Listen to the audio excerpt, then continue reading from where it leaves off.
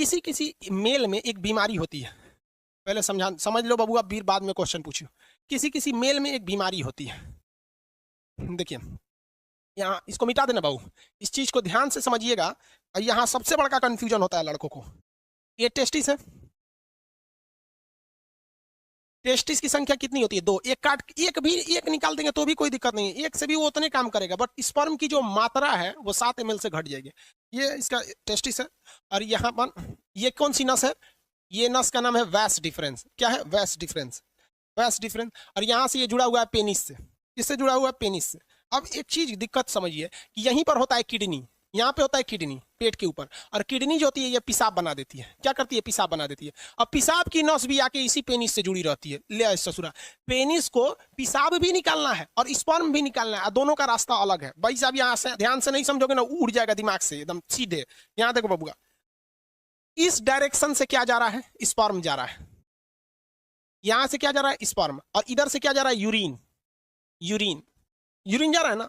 अब यहां पर एक कोई ना कोई रुकावट होनी चाहिए ना, कि भैया जब स्पर्म जाए तो पेशाब को रोक दे, और जब पेशाब जाए तो स्पर्म को रोक दे। दोनों एक साथ नहीं आ सकता है यहाँ पर। तो यहाँ एक दरवाजा लगा रहता है जिसे हम लोग कहते हैं प्रोस्टेट ग्लैंड। क्या कहते हैं? Prostate gland.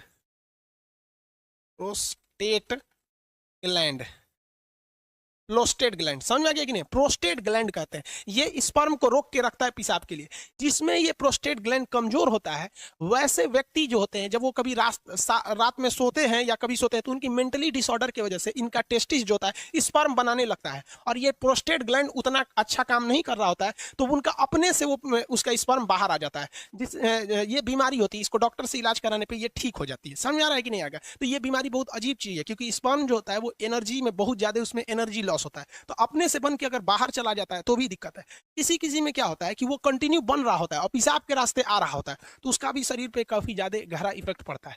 अगर कि यहाँ पर, और मेस्टरबेशन जो होता है, मेल और फीमेल दोनों में मेस्टरबेशन होता है। मेस्टरबेशन उसे कहते हैं कि बिना सेक्स के सेक्स की फीलिंग करना मेस्टरबेशन कहलाता है। और इसमें क्या करता है? पुरुष अपने स्पर्म को जानबूझ के बाहर निकालता है। अगर ये ज्यादा कर देता है पुरुष, जब कभी भी ज्यादा ओवर मेस्टरबेशन हो जाता है तो ये प्रोस्टेट ग्लैंड कमजोर हो जाती है, फिर उसको एक लंबा चौड़ा खामियाजा भुगतना पड़ता है आगे जाके, और ये एक प्रोस्टेट कैंसर का रूप ले लेता है। मर्दों में सबसे कॉमन है प्रोस्टेट कैंसर, और महिलाओं में सबसे कॉमन है ब्रेस्ट कैंसर।